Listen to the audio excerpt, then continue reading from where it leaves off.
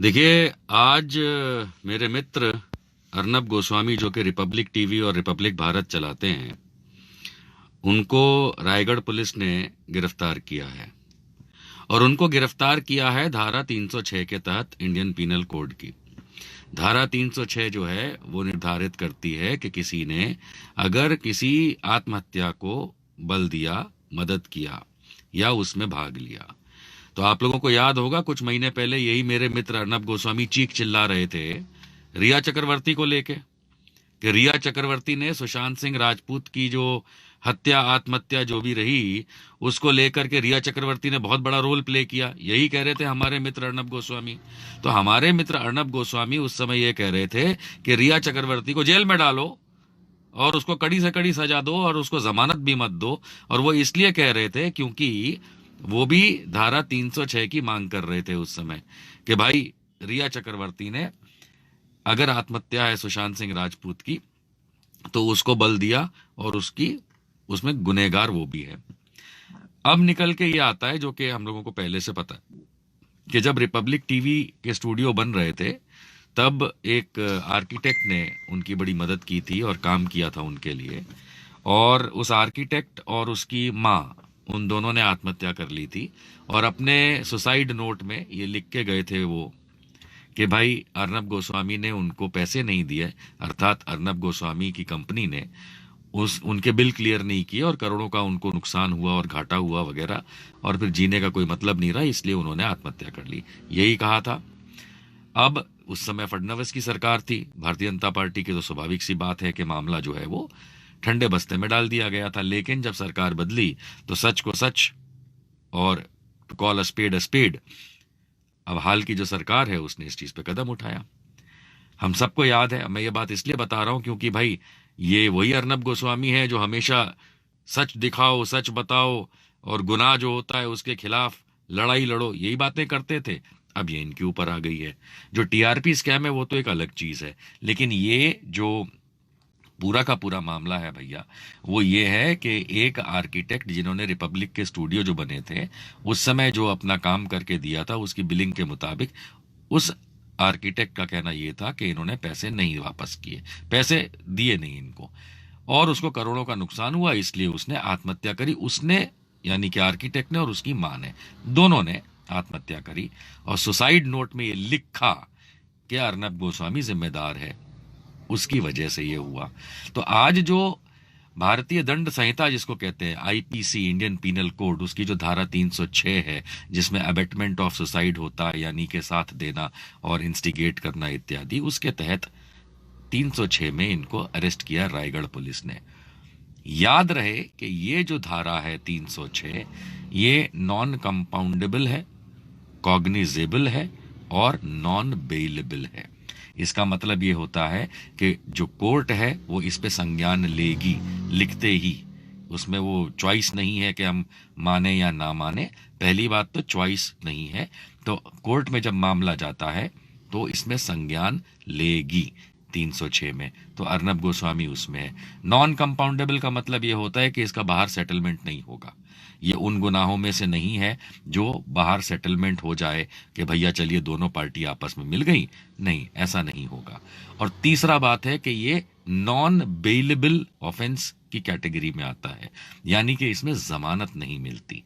तो अर्नब गोस्वामी जो हमेशा दूसरों के लिए कहते रहे कि जेल में डालो, जेल में डालो और इसको जमानत नहीं मिलनी चाहिए इत्यादि, मानता हूं कि सुप्रीम कोर्ट, हाई कोर्ट किन्हीं खास कारणों से इनको जमानत शायद आगे चल के दे भी देंगे, लेकिन वैसे देखा जाए तो 306 की जो कलम है, जो धारा है, उसमें वो नॉन बेलेबल है, यानी कि गैर जमानती है, बिन जमानती है, इसमें जमानत नहीं मिलती।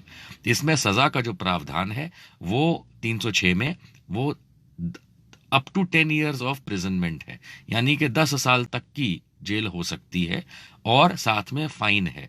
अब स्वाभाविक बात है जो फाइन या पेनल्टी लगती है रुपए में, वो किन को दी जाती, किन मतलब नजदीकी रिश्तेदार जो होता है, इस मामले में जो आर्किटेक्ट है उनकी बीवी, उनको जो भी फाइन अगर ये कोर्ट लगाता है आगे चल के तो उनको मिलता है। लेकिन 10 साल तक की, अब ये जरूरी नहीं कि 10 साल की ही हो, लेकिन 10 साल तक की सजा अर्नब गोस्वामी को इस मामले में हो सकती है, जेल की। तो अब ये देखने का रहेगा कि भैया जो व्यक्ति दूसरों के लिए सुशांत सिंह राजपूत केस में इतना हल्ला मचाता था कि भाई अबेटमेंट ऑफ क्राइम में रिया चक्रवर्ती को अंदर लो, आज अबेटमेंट ऑफ सुसाइड में खुद भाई साहब इस समय आप जानते हैं कहाँ है। तो मेरा तो भारत की मीडिया से अब, खास करके मेरे मित्र हैं अर्नब गोस्वामी, मेरा कोई दुश्मन नहीं है, तो मेरी उनसे ये इल्तिजा रही है, हमेशा रहेगी, और प्रेम पूर्वक ही मैं इस बात को कह सकता हूं कि देखो भारतीय मीडिया, आप लोग जिसको कहते हैं, जरूरत है कि थोड़ा सुधर जाओ।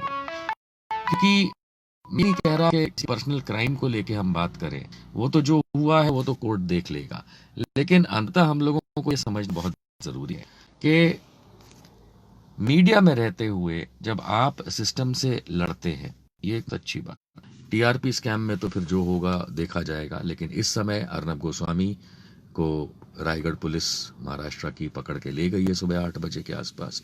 अच्छा, एक बात और निकल के आई कि वो ये कह रहे हैं और उनकी बीवी ये कह रही हैं, सब लोग को मतलब उनकी वाइफ से तो हमें कोई परेशानी होनी भी नहीं चाहिए, ना बेटे से, लेकिन सब लोग ये कह रहे हैं रिपब्लिक टीवी वाले कि उनके साथ असॉल्ट हुआ, उनके साथ मारपीट हुई। वीडियो सामने आए हैं, तो मैंने भी ये देखा कि पुलिस वालों ने अर्नब गोस्वामी को कई बार कहा, मैंने शेयर भी किया है, कई बार कहा कि आप साथ में चलेंगे, आप साथ में चलेंगे, लेकिन वो तैयार नहीं हो रहे थे। तो स्वाभाविक सी बात है कि आम भारत के अंदर जब आप देखते हैं, है ना, कि अगर कोई भी अक्यूज्ड जिस पे आरोप है, अगर वो नहीं साथ देता है कानून का या पुलिस का, तो पुलिस उठा के ले जाती है। तो जहां तक असॉल्ट की बात है, असॉल्ट तो नहीं दिखा उसके अंदर। हाँ, हाथ पकड़ के ले जाना, घसीटना, ये तो होता ही है, क्योंकि भैया ये आम बात है। आम भारतीय को तो डंडे पड़ते हैं, लठ मार के ले जाया जाता है, इनको लाठी वाठी तो मारी नहीं गई है, लेकिन फिर भी पकड़ के तो ले जाएंगे, साथ नहीं देंगे। तो मेरा कहना यह है अर्नब कि पर्सनली एज अ पर्सन मैं चाहूंगा कि तुमको न्याय मिले, और तुमको न्याय मिले का मतलब है उस आर्किटेक्ट को भी न्याय मिले, क्योंकि ये तो हम कानून फॉलो करते हैं, संविधान फॉलो करते हैं। लेकिन एक बात बड़ी साफ है कि आज धारा 306 इंडियन पीनल कोड के तहत अर्नब गोस्वामी को रायगढ़ पुलिस ले गई है abetment of crime in suicide के लिए, जिसमें 10 साल तक की सजा हो सकती है। नॉन बेलेबल होता है ऑफेंस, कोर्ट को संज्ञान लेना पड़ता है, जमानत इसमें शायद ना भी मिले। देखें आगे क्या होता है, और सबको मेरी शुभकामनाएं। मीडिया थोड़ा सा भारतीय बन जाओ। चलिए, all the best, have a good day guys. National Dastak की आपसे गुजारिश है कि अगर इसको बचाना चाहते हैं तो नेशनल दस्तक को सब्सक्राइब करने के लिए रेड कलर के सब्सक्राइब बटन को दबाएं, फिर बेल आइकन की घंटी दबाएं। नेशनल दस्तक को बचाने के लिए बहुत जरूरी है कि हर खबर को शेयर करें, लाइक करें, कमेंट जरूर करें।